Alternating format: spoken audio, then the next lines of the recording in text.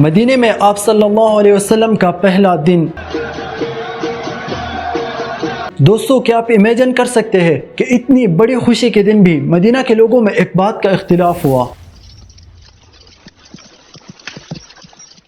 دراصل اس کا کارن صرف ایک ہی تھا کہ ان میں سے ہر ایک بندہ چاہتا کہ وہ آپ صلی اللہ علیہ وسلم کو اپنے گھر میں ٹھہرائے اور آپ کی ضیافت کرے۔ یقیناً اس ایشو کو صرف آپ صلی اللہ علیہ وسلم ہی سالو کر سکتے تھے۔ تو آئیے جانتے ہیں کہ آپ صلی اللہ علیہ وسلم نے مدینہ پہنچ کر اپنا پہلا ڈیسیجن کیا اور کیسے لیا، اور آپ صلی اللہ علیہ وسلم نے کس کے ہاں قیام کیا۔ جب سے مدینہ کے لوگوں کو اس بات کا پتہ چلا کہ محمد صلی اللہ علیہ وسلم ہجرت کے خاطر مدینہ کی طرف روانہ ہوئے ہیں، تو روزانہ صبح کے وقت یہ لوگ آپ صلی اللہ علیہ وسلم کے استقبال کے لیے شہر سے باہر آتے، یہاں تک کہ ان لوگوں پر آدھا دن وہی گزرتا، اور آدھے دن تک محمد صلی اللہ علیہ وسلم کے مدینہ نہ پہنچنے پر یہ واپس اپنے گھروں کو لوٹتے۔ عام روٹین کے مطابق مدینہ کے لوگ ایک دن پھر شہر سے باہر آئے اور آپ صلی اللہ علیہ وسلم کی آمد کا انتظار کرنے کے بعد یہ اپنے گھروں کو لوٹنے لگے، تو ایک یہودی نے دور سے آپ صلی اللہ علیہ وسلم کو دیکھ کر ان کی آمد کی خوشخبری سنائی۔ اس پر ان لوگوں کے درمیان چیخ و پکار شروع ہوئی اور انہوں نے آپ صلی اللہ علیہ وسلم کی تعریف میں اشعار کہے۔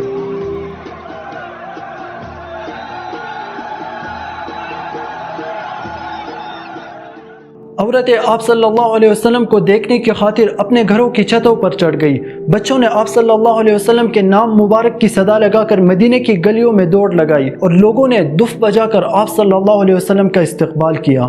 یہ اس قدر خوشی کا دن تھا کہ مدینہ نے اپنی تاریخ میں ایسا دن کبھی نہیں دیکھا۔ مگر اتنی بڑی خوشی کے دن بھی مدینہ کے لوگوں کو ایک بہت بڑا ایشو فیس کرنا پڑا، اور وہ آپ صلی اللہ علیہ وسلم کے ریزیڈنسی کا تھا۔ ان میں سے ہر ایک بندہ یہ چاہتا کہ وہ آپ صلی اللہ علیہ وسلم کو اپنے گھر میں ٹھہرائے، اور آپ بھی کسی کو ناراض نہیں کرنا چاہتے تھے۔ مگر یہ کیسے ممکن تھا کہ لوگ ناراض بھی نہ ہو اور آپ صلی اللہ علیہ وسلم کا قیام بھی صرف ایک گھر میں ہو؟ میں قربان جاؤں آپ صلی اللہ علیہ وسلم کی ذات پر کہ انہوں نے ایسا فیصلہ کیا کہ تمام لوگ خوش ہو گئے۔ بظاہر تو وہ ایک معمولی فیصلہ نظر آتا ہے، لیکن در حقیقت اس میں نبوت کی حکمت عملی اور دانائی چھپی ہوئی ہے۔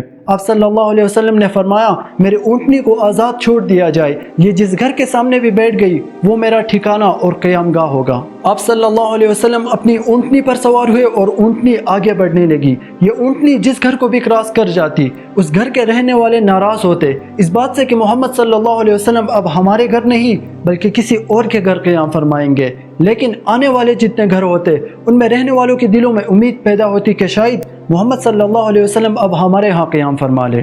یہ اونٹنی اسی طرح چلتی جا رہی تھی، اور لوگوں کی نظر اس خوش نصیب ہستی کو دیکھنے کی خواہش مند تھی جنہیں اللہ تعالیٰ نے آپ صلی اللہ علیہ وسلم کے لیے میزبان چنا تھا۔ یہاں تک کہ یہ اونٹنی ایک خالی جگہ پہنچ کر بیٹھ گئی جو ابو ایوب انصاری رضی اللہ عنہ کے گھر کے سامنے تھی، لیکن آپ صلی اللہ علیہ وسلم اونٹنی سے نیچے نہیں اترے تو اونٹنی اٹھ کر دوبارہ چلنے لگی۔ چند قدم آگے جانے کے بعد واپس لوٹی اور دوبارہ آ کر اپنی پرانی جگہ بیٹھ گئی، اور اس کے بیٹھنے کے ساتھ ابو ایوب انصاری رضی اللہ عنہ خوشی سے کھل اٹھے اور آپ صلی اللہ علیہ وسلم کی طرف آگے بڑھے اور آپ کا سامان اٹھا کر اپنے گھر کی طرف روانہ ہوئے۔ یہ منظر ایسا تھا گویا ابو ایوب انصاری رضی اللہ عنہ دنیا کے خزانے اٹھا کر اپنے گھر لے جا رہے تھے۔ اس طرح کا بہت سارا کانٹینٹ دیکھنے کے لیے سبسکرائب دانش منبر خان۔